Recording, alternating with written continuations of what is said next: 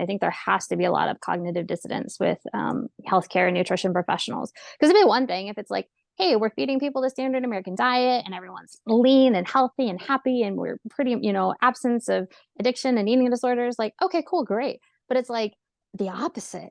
We've been doing the same thing and it is absolutely not working.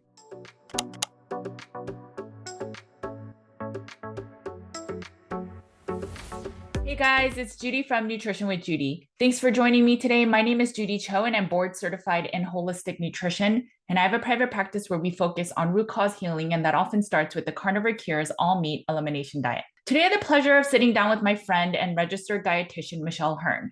She was on my channel a while ago. I'll make sure to link to our first talk. She talks a lot more in detail about her journey and why she advocates and a lot of the truths that go on in hospitals and dietary care when you're in the medical space. Michelle Hurn is a registered and licensed dietitian with 11 years of experience as a clinical acute care dietitian, a lead dietitian in psychiatric care, and an outpatient dietitian. Michelle is also an avid endurance athlete, and she eats an animal-based diet. You'll see in this conversation that Michelle talks about her history as a person struggling with anorexia, and now how she's giving back as she's healed on an animal-based diet, how she shares how she's done a study that supports, or a case study that shares how anorexia gets reversed or is in remission with a ketogenic diet. We talk about the details of the study and how these people are healing and how it is an option. So many people online have said to me that are against a carnivore, ketogenic, or low-carb diet that this diet is not truly healing, but that it's a band-aid because you're restricting foods. And in order to truly have healing with food, you need to be able to eat everything in moderation. That is just not ideal, because when we eat sufficient amounts of sugar, it becomes inflammatory. And as you're trying to heal the body, which then will allow you to heal your mind, it is not an ideal place to be. Additionally, sugar has been proven over and over that it has addictive components. So when someone is sick, it is not ideal to be eating tons of sugar and foods that cause more inflammation. We also talk about Michelle's children's book. It is so cute, and I'm so excited for you guys to learn about it. So I will not share much more than that. Let's get right into the interview. Hey, Michelle, it's so good to have you back on my channel. You have so many good works and news in the out there. So I wanted to have you back on. If you could introduce yourself for the people that did not watch your last episode, I will link it to in the show notes. Yeah, absolutely. So yeah, my name is Michelle. I'm a registered and licensed dietitian. My health journey began when I was 12 years old. I was diagnosed with anorexia nervosa. I was 5 feet tall, 57 pounds, was immediately placed in inpatient treatment, fed a 24-hour tube feeding, and, followed the standard American diet, was immediately put on a relatively high calorie, high carb, high sugar diet. And I was a 12-year-old in that facility. I was put on 7 different medications for gastrointestinal issues, depression, anxiety, OCD. And at that time, I was told, even if you recover, you will likely deal with eating disorder thoughts, racing thoughts around food, some behaviors the rest of your life. And so I just thought, my gosh, I'm going to have to become this like high functioning person with an eating disorder. For the most part, that was accurate. I struggled all through my adolescence and early adulthood, constantly thinking about food, obsessing about it, counting calories. I became an athlete. I became a distance runner, and I wanted to become a dietitian because I knew nutrition was powerful. But, I shared, in the last podcast that, when I got into the field, there were just so many things that didn't make sense, that kind of confused me. For example, we'd go into the room of somebody with type 2 diabetes, which is a disease where you have, high blood sugar, too much glucose or sugar in the blood. And the remedy for that, the prescription that dietitians were supposed to teach, was teaching a patient to eat carbohydrates consistently throughout the day and then dosing them with insulin. And I remember just as a student just asking like, oh, wow, should we just teach them to not eat so many carbohydrates? And that was like blasphemy, like, oh my gosh. But, you're young, you're a student. And then when we went into the room with somebody in the ICU, I flipped over the tube feed ingredients. I was like, oh my God, look at this. This is the same stuff I was fed as a 12-year-old. Because the number one ingredients of like standard tube feeding formulas are, sugar, maltodextrin, corn syrup, soy protein, canola oil. And it's the same. I mean, that was when I was 24. Now I'm 40. It's still the same.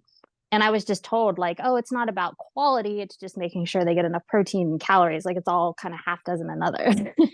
Right.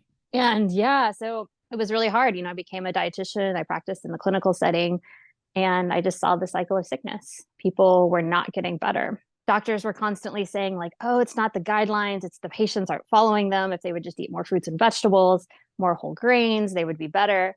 And I saw a lot of people genuinely trying to follow the guidelines and their diabetes got worse. Their heart failure got worse, would go into kidney failure. But, in 2019, that's when I had kind of my own health crisis. I was trying to qualify for the Olympic trials in the marathon and my health just fell apart. Like I went from being able to run 10, 15 miles to breaking out in cold sweats. Couldn't run a couple miles. My lifetime anxiety went from being, on a scale of 1 to 10, maybe a 5 to 6 to 10 most days. I was having panic attacks. I had to call out of work. Yeah. And then finally I had a moment where I basically didn't know what to do. It's just my body hurt. I was in pain, woke up in the middle of the night, ended up going and getting a bunch of ice, putting it in the bathtub and making an ice bath. And that's when, my wife came in and was like, I think we need to do something different. Like, this is ridiculous. And then that moment, that's when I decided I was no longer going to be an athlete. I was like, this is ridiculous. I'm 36. I shouldn't be trying to be a competitive runner. At that point, I was eating a lot of carbohydrates, about 400 grams a day. And I figure if I wasn't going to, run, maybe I should follow a lower carbohydrate diet. And that's what led me down, to where we are today, discovering ketogenic and carnivore diets and unveiling just a massive amount of research we have specifically for ketogenic diets. And, that completely changed not only how I ate, but how I practice as a dietitian. It's interesting that you brought up you were eating 400 grams of carbohydrates, but you were an athlete because there's so like Dr. Saladino, one of the reasons why people say he needs the carbohydrates is that I think he surfs a lot or he's like a big athlete. And so therefore his body needs those carbohydrates. I have no idea, but I think he eats 200 to 300 grams of no grains, but I think it's like fruit and honey. Do you think he needs it or? Yeah, carbohydrates are really interesting. We know that the recommendation for carbohydrates, like the standard American diet, right, is a carbohydrate base. And then I saw that the most recent NHANES data is that 96% of our population is unhealthy, metabolically unhealthy, right. Meaning they have some type of like high blood pressure, high blood sugar. If you're a metabolically healthy person, carbohydrates can actually be a really powerful tool for activity. Now I'm an ultra runner, I'm an endurance athlete. And so I use carbohydrates like strategically, I use them around my activity. Does he need 200 to 300 grams? I don't know. Well, I have no idea. When you do ultra running, do you eat 200 grams in a sitting or like throughout the day? I personally don't. No, okay. So you can do it without it. Oh yeah. Well, okay. And I mean, I'm female. I'm probably, I'm smaller than he is. I know my coach, Zach Bitter is an ultra runner and kind of at the higher end of his carbohydrate days are about 150. Okay. We consider that still like low carbohydrate in the context of like ultra endurance sports. Right. And that also is being used like, once again, just around activity. So I know that you have a study out where you talk about some of the anorexia, and I think there's other cases. Can you tell us about this study that you published? And that's so exciting. Yeah. Oh, it was super exciting. Actually, I have to give so much credit to Nick Norwitz.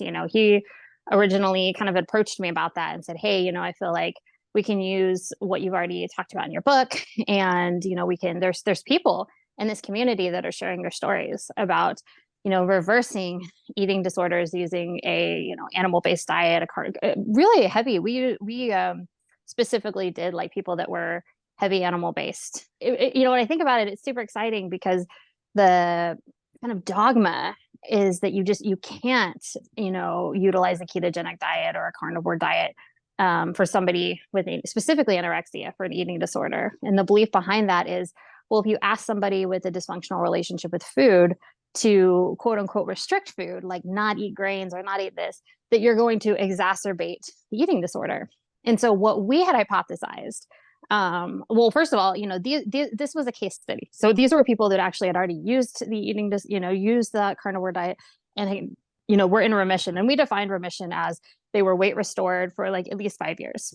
Oh, They had that's a followed lot. this way. Yeah. Because, what we often see is people, this is actually one of the biggest problems specifically with anorexia, is the relapse rate is incredibly high, Right. and statistically, people with anorexia, there's about a 50% chance of relapse. And the relapse is defined as your weight is actually low enough where you would be, for the DSM-5, like diagnosed as anorexic. And, unfortunately, someone myself who's had anorexia, struggled with an eating disorder, I would say the rate of engaging in behaviors is closer to 100%. I certainly had my own issues with relapsing, losing weight, things like that. And so we came up kind of just with this hypothesis, like, well, first of all, we wanted to ask the question, like, why are these people doing so much better? And this wasn't certainly somebody that just had like a mild case of anorexia. These were people with extreme, cases where they were hospitalized several times. One individual, had severe suicidal ideation. Her BMI got down to 11, was several hospitals refused to take her on because her weight was so low. Oh, wow. So, and of course, these are people also and when you're in treatment, you're put on the standard American diet. So the question we wanted to ask was, why did that not work? And why does this work? So anorexia really has been framed just as more of like a psychiatric disorder. Like something is wrong with your brain, something is wrong to where you're unable basically to eat. You're on, you deal with body dysmorphia, something's wrong there. So kind of the hypothesis had been like, if we get you weight restored, if we can put you through all this therapy, if we can deal with your trauma or whatever potentially caused this, then you'll recover. Right. And of course, we're not seeing that, with the high rates of relapse. So our hypothesis was like, there's something about this diet, this way of eating, that is actually impacting the brain. And for that, we were actually framing anorexia as not just like a psychiatric disorder, but also something that has to do with your metabolism.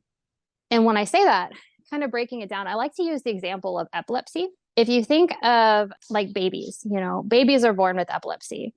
And it's not like they did anything wrong. It's not like they had a bad diet or whatever. It's just a genetic disorder. And if you feed, a baby, a toddler, somebody that has epilepsy, a high carbohydrate diet, they have seizures. Right. And if you feed them a ketogenic diet, a very low carbohydrate diet, where their body and brain is going to be fueled off ketones, they no longer have seizures. And the research is very good with this. We've even seen people that are resistant to medications that actually stop seizing when they are put on ketogenic diets. So our hypothesis was similar. Like, is it something in the brain? Is it something that when they're now being fueled on ketones, their brain is actually able to function to where they're able to experience calm, where they're able to, kind of heal their relationship with food. And then there was also the other kind of a secondary hypothesis that this way of eating is so anti-inflammatory that it's actually healing their gastrointestinal system. Now we have really good research that a lot of your gut also impacts your brain, your microbiome, right?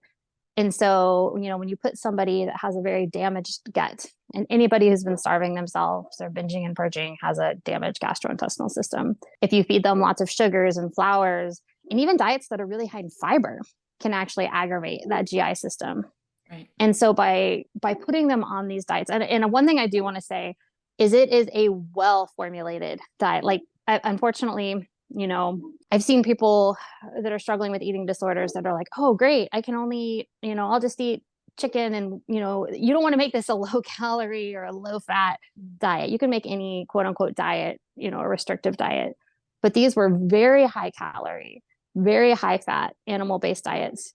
And we found that they not only helped heal the gastrointestinal system, but, the hypothesis being that it's also, modulating something in your brain. And when I say something, we don't know, we don't know exactly what the mechanism is, just like we don't know, there was a study with people with schizophrenia and bipolar disorder that had incredible results when going on ketogenic diets. We don't know exactly what's happening, but our hypothesis is something very positive is happening and that it needs further research. That's amazing. Yeah. The gut-brain axis, the connection, the neurotransmitters that are mostly in your gut and they communicate with your brain.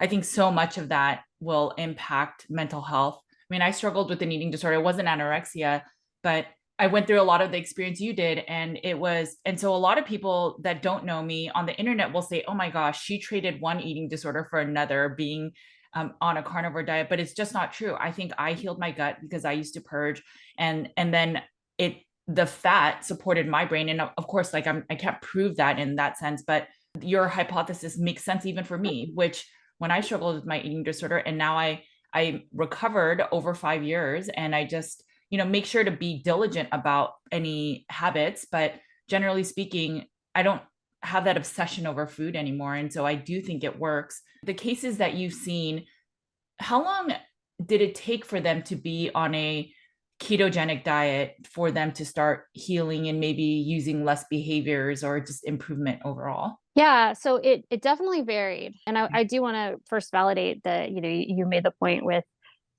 binge eating disorder or with bulimia, there's very good case study by Dr. Sati Shabani.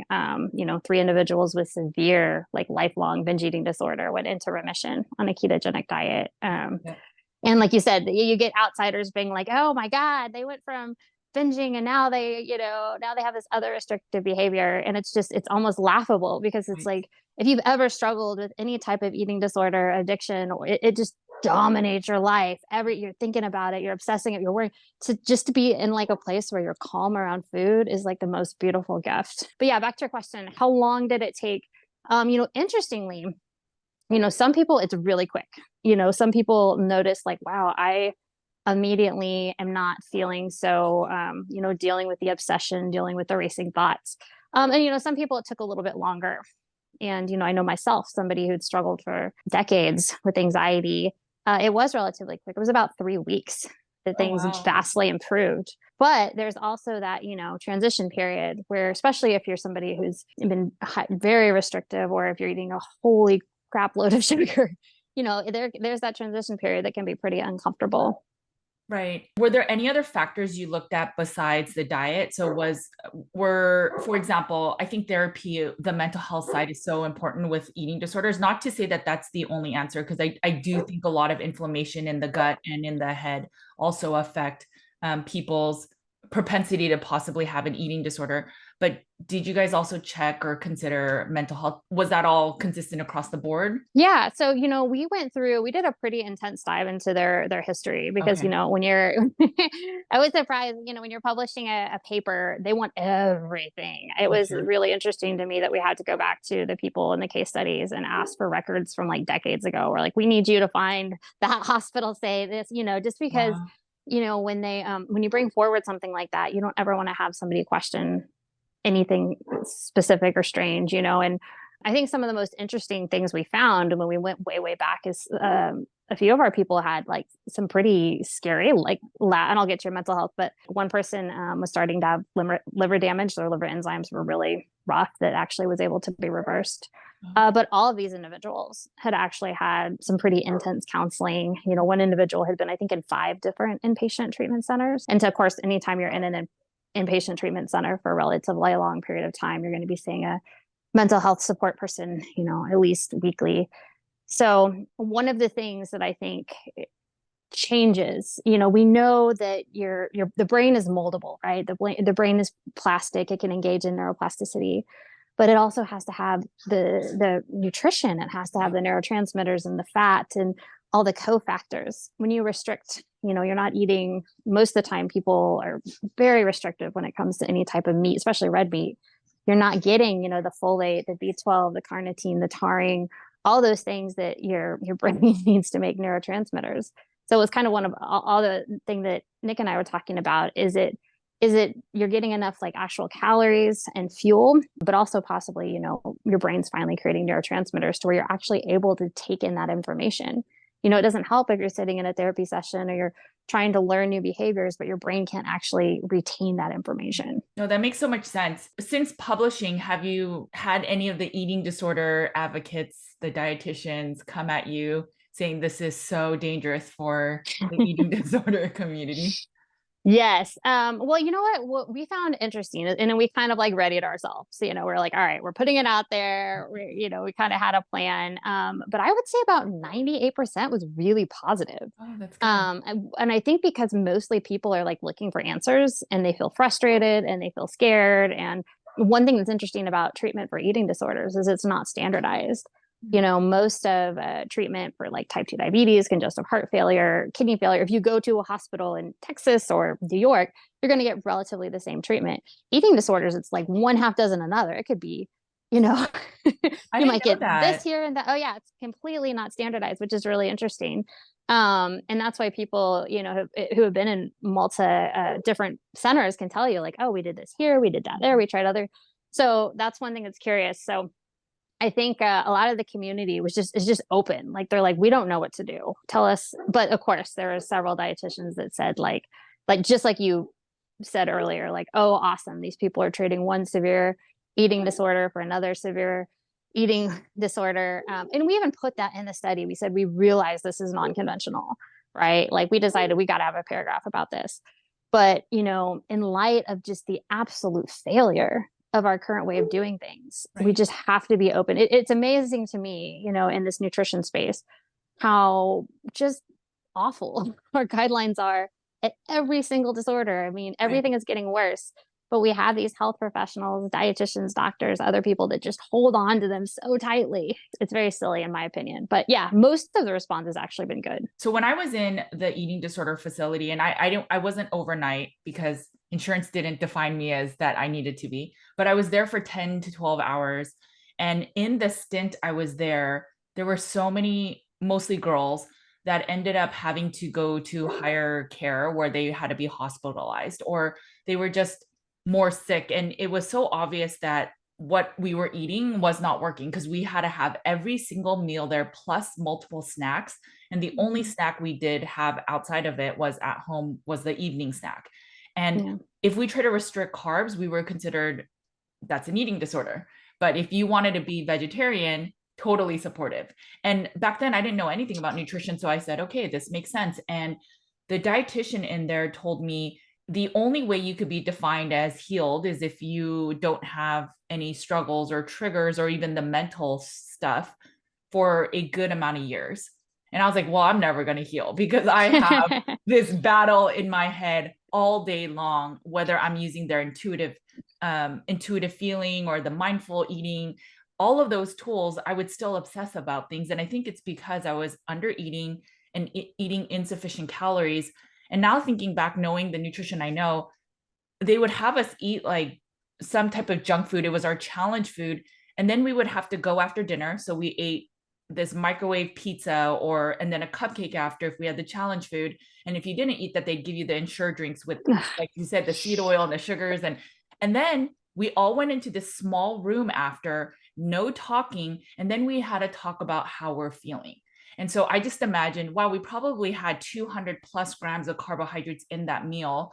And then we're asked to stay quiet and say, are you being triggered right now? Do you have an emotional response? And if we wrote, yes, I'm anxious in my skin, which the food that we eat kind of will do that anyway. But if we did, then we're not healing. And so it just logically doesn't make sense. Oh, like I almost like had flashbacks to when I was in treatment, the beating you with Ensure and the same thing, they would say, oh, we're gonna have a pizza, and then you had to have a cookie. And then, everyone's heart is racing because Right. we're jacked up on carbs. And they ask you, do you feel calm? But yeah, I even remember as a 12-year-old, like at first, I'm 12, I'm just like, no, I feel awful. And then another woman there told me, like, hey, don't say that. Like, tell them you feel fine and lie. That's the only way to get out of here. Oh yeah, okay, That's sorry. true. So it's just like, what a up thing. We feed people these, and same thing, there's a woman I interviewed who said they told her, you will know you are well when you can eat all foods in moderation. And she said, I did everything they told me I'd be fine, but then I'd have a cookie or like a tiny treat. And she's like, I would just go off the rails. I'd throw it in the trash. I'd get it out of the trash and eat it. And so, like, what a horrible thing we've done to so many people to Right. tell them that there's something fundamentally wrong with them if they can't moderate high sugar, high processed foods that are literally designed to override your brain and body's ability to moderate. No, So exactly. yeah, so many people, like if you had told me in 2019, before I started a, carnivore diet, and now I'm just considered like a low carb, animal based person, that, hey, if you eat this way, your anxiety is going to be 99% better. Your body's going to recover. You're going to be healthier. You're going to be happier. Like, oh, but you have to eat this way. You can't be eating a lot of processed carbs and sugar. I'd be like, sign me up. You're right, right. you know, like I wouldn't have believed you. I would have thought you were crazy. But it's amazing that I feel like we're keeping people from healing. You always want to believe the best, but I've been in this business long enough to know that it's all about profit. We have so many studies. This what came out with the Washington Post recently, that dietitians were being paid to promote sugar on their, social media. And so it's like, we're keeping people perpetually sick, and that's the only way you can make money in healthcare. We don't give people opportunities to monetize health, really. But it's just really sad because we're suffering. The people that are suffering are the people that really need help. So what do you think this means for the keto carnivore community as, more studies and case studies are released? Do you think it'll help some dietitians start possibly using? I don't know. I mean, the hopeful part of me says yes. I think it's hard to argue with results, right? Like, and that's why I think it's so important that we keep sharing our stories and keep sharing testimonies, because people are hurting in this, world. There's people with severe depression or severe anxiety, or have been, living with a severe eating disorders, like, being in chains. So by you and I sharing our stories and other people sharing our stories, and by saying, hey, look, here's a published case study, I think we're offering people hope. My concern and just my kind of realism is this, you still talk to any traditional dietitian and they'll tell you that's keto is bad for your heart. And, they just spout out all this stuff that has no basis in reality or science. So I remain hopeful, but, a little bit skeptical. No, I totally get it. So our kids go to this really small school, but it's the mindset of the people are very different because I don't know if you want to call them red pilled, but they're all on specific diets, and you could tell. So there's some plant-based. So it's just all of us have had something that's happened in our life where we don't follow mainstream content in a sense. And there are people that are animal-based or ketogenic in the school, but there was one person that is like a doctor and fully against the carnivore diet. And it was interesting because the logic was just, well, they work with herbals. And so I get it. I get that it's like, how do you marry that if plants are killing you? How do you use herbals? And I think plants can be medicine in the certain ingredient in a plant, not that the plant itself that we should eat it. So Sure. I can see that struggle, but the part that frustrated me was you've never tried it. You've never tried it. You've never had a patient try it, but your mind was like, that's crazy. You need fiber, all the stuff that we truly believe. But there are people in our school that I don't have to vouch for it. So I try not to be combative. And there are a handful of parents that are saying, well, I don't know much about the science, but I just lost 50 pounds. I have all these diseases that are in remission now. And so I just stay quiet because I just need the stories to be shared. That itself Yes. is so powerful. And since that, there are two families that were on no specific diets, but suffering with illness. And two of them are now eating a carnivore diet. So I just think that these stories are really powerful. But you're right. There's so many people that are so resistant to change, but it drives me bonkers because they never try it before they start knocking it. Yeah, it's really interesting. We definitely live in a society that people get very set in their ways. I think that's one of the things that I really try, as a nutrition professional, to be open. I'm always say, like, I'm not always right. I'm open to growing, changing, evolving. And I think when we get too set in like very one specific, like this is the only way, especially when something's not working, that's probably the biggest disconnect to me. And I think there has to be a lot of cognitive dissonance with healthcare and nutrition professionals. Because it'd be one thing if it's like, hey, we're feeding people the standard American diet and everyone's lean and healthy and happy and we're pretty, absence of addiction and eating disorders. Like, okay, cool, great. But it's like the opposite. We've been doing the same thing and it is absolutely not working. And so I think you're right. I think people sharing their stories, sharing their testimonies, that is the most powerful thing you can do, in my opinion. I think living by example. And then, because people are curious, and if people ask, like, I see you're eating, meat, like, why are you just eating that? I usually just have a few talking points like, hey, since I started eating a lot more meat and fat, my anxiety is so much better. People need to hear these stories for sure. No, I totally agree. I heard the saying recently, I thought it was so smart, but it's not that we need to be more educated. Obviously, there needs to be some amount of education, but if it was truly just about education, librarians would be gazillionaires. And it just makes so much sense to me. It's the story with a little bit of education that makes it really powerful. So it totally makes sense. With that conversation, you are writing, or I don't know if you published it yet, but you're writing a children's book, which I'm super excited for because Thank you. our children are being fed like the Charlotte's Web, where don't kill animals. Animals are your friends, and we want to love on them, and just freeing animals. And so I think we really need children's books where it's okay to be able to eat meats but still love animals. Like the two can coexist. But if you can share about your book. Yeah, I really appreciate that. I'm super excited about it. So the inspiration from the book came, I was on a run and they had just announced that they were coming out with medications for children with type 2 diabetes. And I think it was like kids 12 and under. And I was so angry. And of course, I'm not anti-medication. I know they have their place, but I feel, my thought was like, God, how can we take a problem, children with high blood sugar, and create another problem? Right. Let's give them this, And when I was on my run, I was like, I want to write a book. I'm going to write a children's book. It's going to be about kids who reverse their diabetes. And I was like, that's boring. And then I ran past, there was a sign, a woman running for mayor, and her last name was Fox. And I was like, foxes that have diabetes. And so the premise of the children's book is basically that the fox family lives in the forest. They're super happy. This fox from the city comes in and is like, he's super buff. And he's like, hey, come work for me in my feel good foods factory. So he owns this factory where they make processed foods. And the fox family is super excited because he tells them if they eat all these foods, they can be buff like him. And they're the best foods. And so they move to the city and they eat the foods. And not shockingly, they all start feeling pretty crappy. And they're like, man, we don't feel very good. What's going on?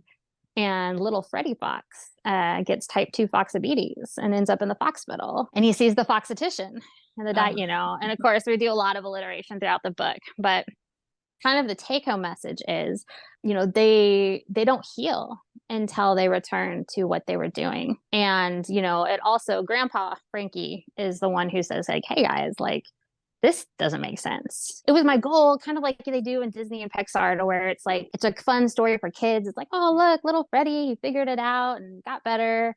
But also that parents can read it and be like, oh, holy crap. maybe we ought to eat a little better, right? And it's not necessarily like a low carb or carnivore type book, but it is just really honing in on avoiding processed foods. And, for the Fox family, hunting and fishing, they hunt, fish, and forage. And that is a huge part of, their diet. And, I worry, like, just like you expressed earlier, as we kind of, we've gotten to a weird place where it's like, we're trying to teach people that eating animals is mean and eating animals is bad, or it's bad for the environment. Right. Where in reality, humans were designed, just how our physiology works. We utilize animal proteins and fats incredibly well. In my opinion, my research, everything I've seen, animal protein is one of the best things you can consume as a human. And so as we've moved away from that, we've become sicker and sicker as a society. So the goal is like moving back towards, your ancestral diet. I love it. I love it. I'm excited to see your book. And then is it going to be like, where can we get your book? It's going to be on Amazon. Okay. So right now that will probably be, and I don't know if we'll be able to do like a Barnes and Noble or something else, but yeah, it's fun. The illustrations are great. Obviously it's full color, relatively short. My first book it would take you a few days to hammer it out. This will take you about, 5 to 7 minutes probably. I love it. I'll read it to my boys, or actually they could read on their own, but I'll and they'll love it because my younger kid calls diabetes. So it'll be fun. So he'll know what exactly you're talking about. And for even my children, it'll usher the point home that when they want those super ultra processed foods, which is everywhere, that they know it's not the best for them. And it's a struggle, but yeah, I think it's great. And we That's need such a more, struggle. Yeah, and I think you made a good point. It's everywhere. you know. I can't imagine being a young person. I mean, it was ubiquitous when I was a kid, 25 years ago, but now it's like, holy cow. I mean, we didn't, it was just starting to get into schools. But now I don't think you can't go anywhere without being like inundated with something, right? Yeah, the other day we were at a clothing store, and then the line that you walk through to get to the cashier is lined with candy. Yeah.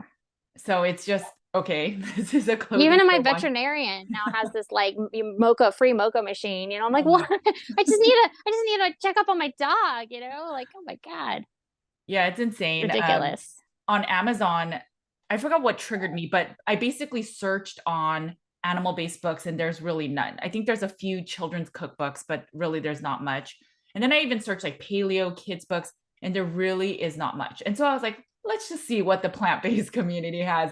And there are so many books Ugh. on vegans, and they show why don't want to even eat fish and the love for these fish. They belong to schools that are a family.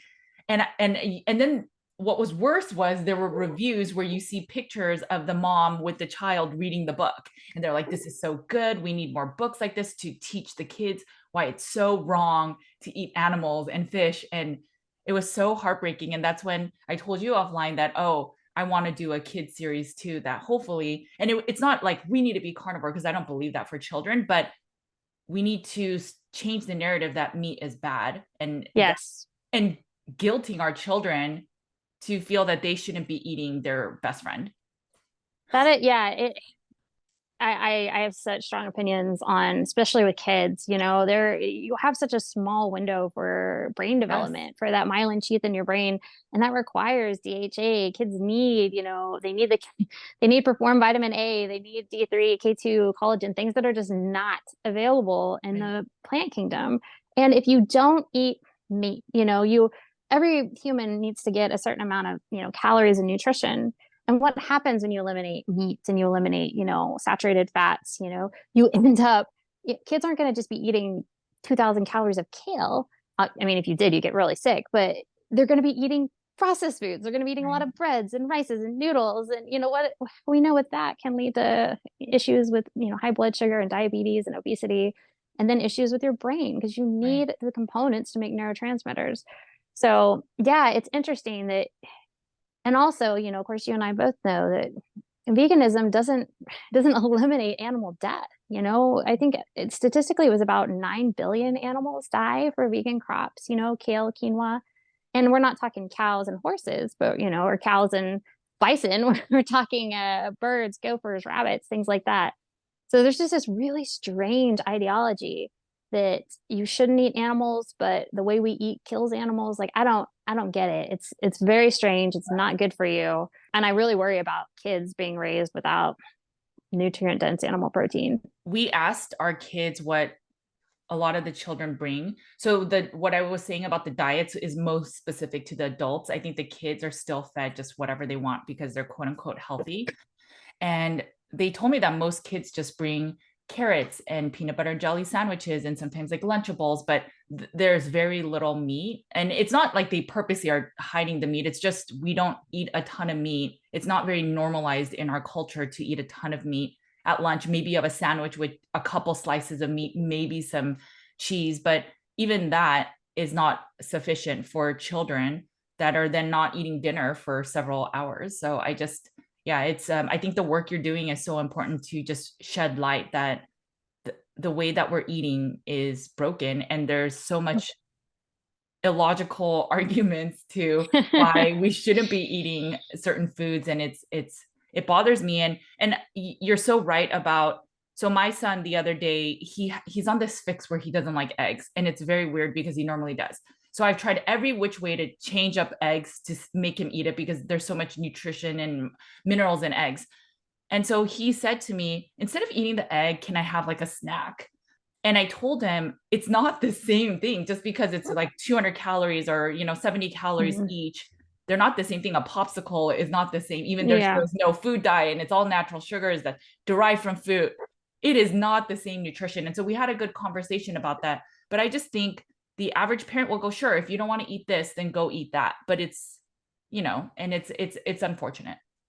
Yeah, I think a lot of people don't know. There's, if they're just using the guidelines, it's like, oh, we'll just give them cereal. And, it's interesting. My nephew is type 1 diabetic. So he has had a continuous glucose monitor he's 11 now, since he was very young. And you could very easily see, when he had something high carbohydrates, that how quickly that would impact his blood sugar. So, we're giving our kids these like low protein, like you said, peanut butter and jelly, granola bar, some carrots. They're going to be hungry in a Goldfish. few hours, and they're going to be, the diagnosis of ADHD is going through the roof lately. And once again, I'm not a doctor. I'm not saying it's not a real disease, but I would question, like, will these kids be calmer if we just gave them some like protein and fat versus Right. probably some of the garbage we feed them, No, I So, totally agree. yeah, we got a long way to go with our kiddos. So you hit a big milestone birthday wise, and has any of and I know maybe it's more of the athletics side of it, but has any of your dietary changes shifted as you've celebrated?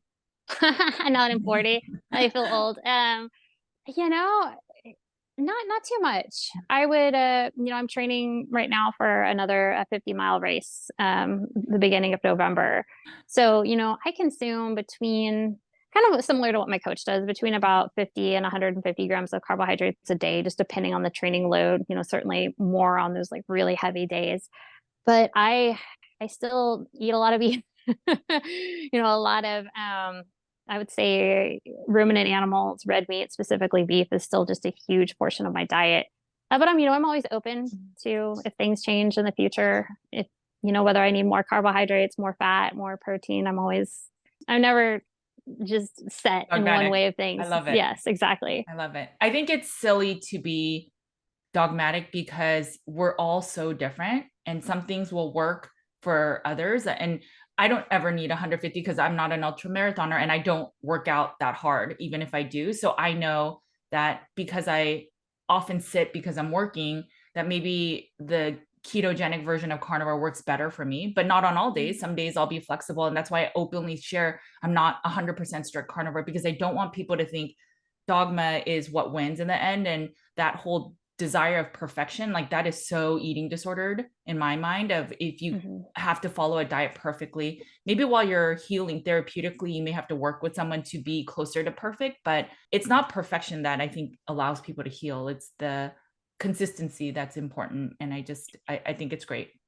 Oh, 1,000%. I think there's certain like instances, like you said, for therapeutic things that you might be like, all right, for this set period of time, whether that's 30 days or a month, several months, that because I'm really wanting to be in like a deep ketosis. But outside of that, I have days, especially during really heavy training, we're getting to our weekends can be like last weekend, 25 miles on Saturday and then 15 on Sunday. So like 40 miles within 2 days. Like I'm eating a lot of food. And so it would be silly for me to be like, well, I'm not going to eat that, or I can't eat that. I always say there's no gold medals for being pure keto or pure carnivore or whatever. The goal is to have a foundation, right? To have this basis and that's what I feel very fortunate that I have. I'm confident that, for the rest of my life, I'll be eating animal based, very high fat, high protein, and then rounding out the rest of my nutrition with carbohydrates to fuel my diet, my goals. But certainly if, I stop doing ultra marathons, I imagine, how I eat would shift. Yeah, I think of the things that we prioritize individually is is a pie chart, if you will.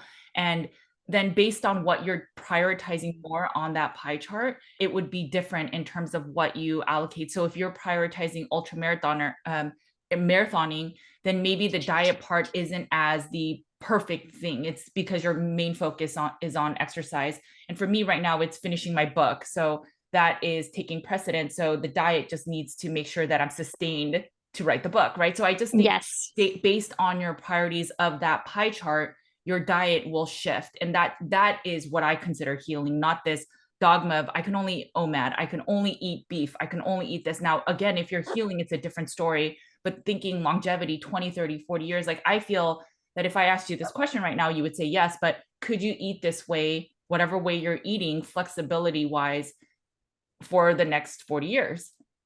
Yes. And you nailed it. And that's why, because there's openness, there's flexibility, there's knowing that it will change, evolve, whatever, you know. Right. Even like right after a race, I take a couple weeks off. I'm going to eat a little bit differently. You know, I'm going to probably reduce my carbs and then I'm going to leverage them back up when I'm training more, you know, because like you said, it's not this, it has to be exactly this Right. way, but it's this foundation that, and it's so sustainable because, you know, I enjoy foods. I'm not eating, I mean, that's another reason I think the nutrition guidelines have been such an epic failure is because the food is bland and terrible. You Right. know, they're not, it's not sustainable when you're trying to eat this low fat ridiculousness. No, I totally agree. Well, thank you so much for joining me today. Where can people find your study? I know you mentioned the books at Amazon, but if you can just share and where to find you too. Yeah. So The Dietitian's Dilemma is my first book, and that's up on Amazon. The Fox Family Food Fight, super excited about that. I'm excited too. And yeah, thank you. I'm on Instagram at Run, Eat, Meet, Repeat. My website, thedietitiansdilemma.net. If you have any questions, you can shoot them through there. Also on Twitter, Michelle Hurn, RD.